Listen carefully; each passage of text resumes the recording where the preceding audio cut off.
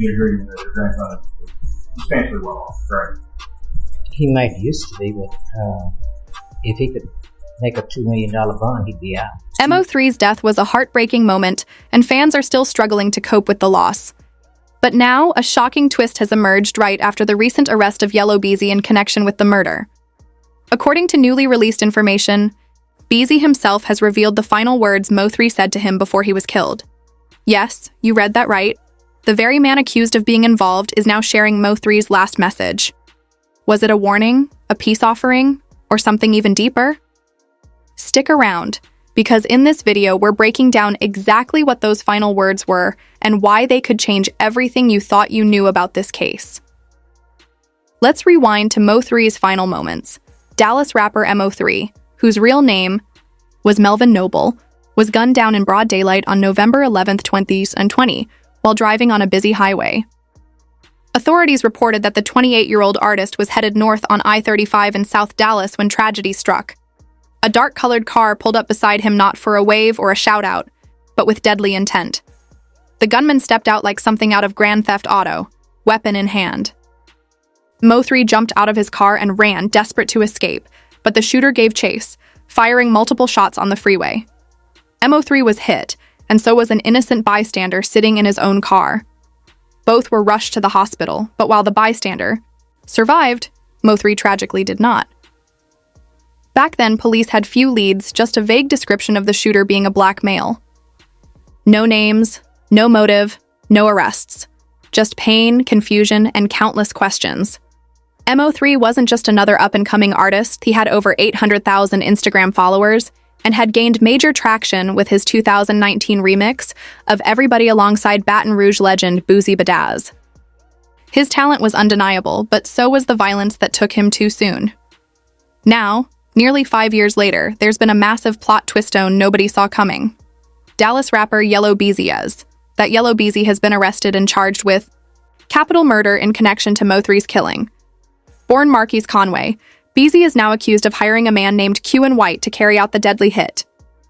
No official word yet on the motive, and the indictment isn't spilling any secrets.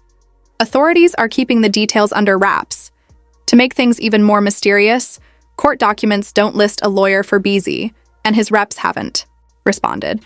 It's like someone's phone is permanently on Do Not Disturb. Mo3's mother, Nicole Williams Noble, took to Facebook after the news broke, writing, "Justice for my baby," with 4 exclamation marks, sure heartbreak and determination loud and clear. Meanwhile, Q White was already facing murder charges and has now been indicted along with Devin Brown, 32. Their cases are still ongoing, meaning the courtroom drama is far from over. And just for context, White has already been sentenced to nearly 9 years in federal prison for a separate illegal gun possession case. If Yellow Beezy's name sounds familiar, it's probably because of his 2017 hit, That's On Me, or his 2019. Banger back at it again with Quavo and Gucci Mane, but now his rap sheet is making more headlines than his music. On March 26th, Beezy was in court, hoping to get his $2 million bond reduced. But prosecutors came in ready. They showed a video of the alleged hitman chasing and shooting at Mo3 on I-35, then casually hopping back into the car like it was a drive-through. Hit. Investigators say they found 44 shell casings at the scene. That's not just a shootout, that's a war zone. But that's not all. Prosecutors also claim they have a witness ready to testify that Beezy was part of the conversation about paying for the hit. Allegedly, he withdrew $40,000 just days after Mo3's murder, and the state says he helped cover the cost of the killing. As prosecutor Tommy Adams put it, Conway wasn't just in the chat, he was in the budget. They also argued that Beezy poses a flight risk, noting that he drives a bulletproof Denali like someone who knows danger is never far away. And according to 2020 bank records, he had over $870,000 across his accounts at one bank alone. But despite that, he's still behind bars. Even his grandmother, Alma Jean Alexander, took the stand, insisting that if her grandson really had that kind of money, he Your grandson is substantially well off, right? He might used to be, but if he could make a $2 million bond, he'd be out. His grandmother made one thing clear. Just because Conway had a mansion and rolled around in an armored SUV didn't mean he was swimming in cash. Defense attorneys backed her up, firing back at the prosecution by pointing out that there was no real proof tying their client to any payments, no texts, no DMs, no shady Cash App receipts, just someone claiming they overheard something. In other words, hearsay in a suit. But Judge Gracie Lewis wasn't buying the whole "I'm broke" act, especially after getting a look at Conway's financial statement, or rather the lack of one. She told him point blank that he didn't seem to be taking the case seriously, and that didn't sit well with her. Still, she agreed to reduce his bond to $750,000, but not without serious conditions. Conway was warned in no uncertain terms. Do not contact, threaten, or send anyone to interfere with witnesses or victims. And the way the judge said it, you could tell she meant every word. Any violation, and there would be serious consequences.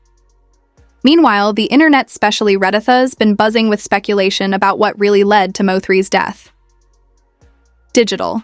Detectives and armchair experts have pieced together a theory that it wasn't just about rap beef, it was about a woman. Yep, the age-old story of jealousy and betrayal.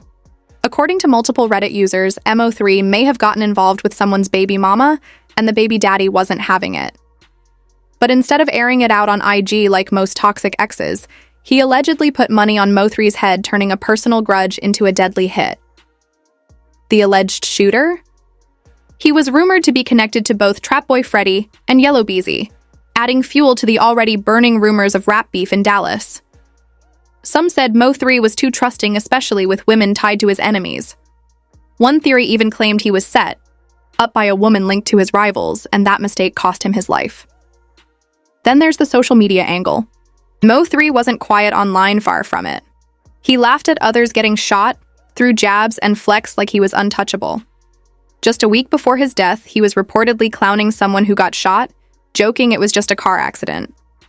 That kind of energy didn't sit well with certain people. One Reddit commenter put it best. It was a mix of street issues, ego, social media, and a woman who might have connected all of it. Others said that if things had been handled man-to-man, maybe Mo3 would still be alive. But instead, pride, power, and petty choices collided, and the result was fatal. In the same threads, fans opened up about their grief. One said they're still not over his death, calling him so talented and genuinely loved. Another said that if people looked past the clout and numbers, Mo3 could out-rap most of the industry. And they weren't lying, he really had the skills. Some even argued that Mo3 didn't need to rap, his voice alone could have carried him. That's when the Chris Brown comparisons came in hot. One fan asked if people had ever heard Chris Brown rap because he could outspit 99% of rappers, but didn't need to. Same with Mo3. His singing? That was the moneymaker. His rapping? Just extra sauce. The respect ran deep. Fans pointed to songs like 219, saying he went off especially when dissing Yellow Beezy. Others praised his rawness, his versatility, and the fact that he didn't hold back, online or in his music. Love him or hate him, Mo3 had presence even. Fans of Yellow Beezy admitted they felt conflicted. One person said Mo3 became one of their favorite artists right before his death, but they still liked Beezy's music too. That kind of dual loyalty shows just how tangled and emotional the Dallas rap scene really is. One thing's for sure, Mo3's talent was never in question. In that Reddit thread, everyone agreed Dallas lost a real one, and fans still haven't healed. But maybe, just maybe, if we start looking into Yellow Beezy's past legal run-ins, we'll start to understand how he could have ended up involved in something this dark. And trust Beezy's history isn't clean. Back in 2021, on Valentine's Day no less, he found himself in cuffs. But no, this wasn't about heartbreak. According to official records, Dallas rapper Yellow Beezy-born Mary's DeAndre Conway was arrested on a Saturday night just before 11 p.m. in his hometown. The arrest happened in Oak Cliff, the very neighborhood where Beezy grew up. While Dallas PD didn't rush to issue a formal statement, social media did what it does best: fill in the blanks. A video of Beezy's arrest quickly went viral, showing officers surrounding him in the middle of the street. Fans claimed he had been riding around the city wearing a bulletproof vest when police pulled him over, because in Dallas, apparently, you don't just drive, you roll armored. At first, nobody knew exactly why he was arrested, but that didn't stop internet sleuths from jumping to conclusions. Some suspected a parole violation, others pointed to an open case, and a few just assumed Beezy was once again attracting trouble like a magnet. Eventually, it came out that he was arrested for possession of a firearm. Luckily for him, he was released later that same day. But that wasn't the end of Beezy's legal run-ins. On August 11, 2021, he was back in the headlines again, not for music, but for another arrest in Texas, this time involving drugs and weapons. What made the timing even crazier? Just moments before the arrest, Beezy had posted a now-deleted Instagram story showing flashing police lights behind him while officers searched his vehicle. In the clip, he didn't say much, just typed out a message that the cops stay messing with him. Not long after that post, things escalated. According to TMZ, Beezy was taken into custody and charged with possession of a controlled substance, a felony, and unlawful carrying of a weapon, AE, misdemeanor. Neither Beezy nor his team offered a statement, but fans quickly connected the dots, especially since he'd literally filmed part of the stop. While police didn't release specific details about what they found in his car, the charges made it loud and clear. It wasn't good. Once again, Beezy's name was trending for the wrong reasons, dragged across timelines for everything except music. And the trouble didn't stop there. In November of that same year, even more serious allegations hit misconduct and child endangerment. The news shook social media, and reactions were swift, with many fans confused, angry, and unsure of what to believe. Through it all, Beezy stayed. Relatively silent on advice from his legal team, but he made it clear that he believed the accusations were completely false. He couldn't speak on details, but he told fans that the evidence would clear his name, and he wasn't losing sleep over it. "Rumors travel faster than the truth," he said, "but the truth always catches up." And in 2022, it did. Reporters confirmed that both charges, misconduct and child endangerment, were officially dropped. Even better for Beezy, the case was labeled no build, meaning prosecutors chose not to pursue it, and his legal team could move to have the charges expunged entirely, as if they never happened. Throughout it all, Beezy kept his head down and focused on clearing his name, and he walked away from the chaos with no convictions and a clean record. But the drama didn't stop there. Allegedly, Beezy also had a violent altercation with Mo3's manager, a man known as Rainwater. Mo3 himself even recorded a video calling Beezy out for the senseless act, accusing him of crossing a line that had nothing to— Let me say it again. Rainwater, my manager, is not no street. He graduated high school, went to college. Sir, you get what I'm saying? He was promoting and going to college parties for a living. He wasn't selling drugs.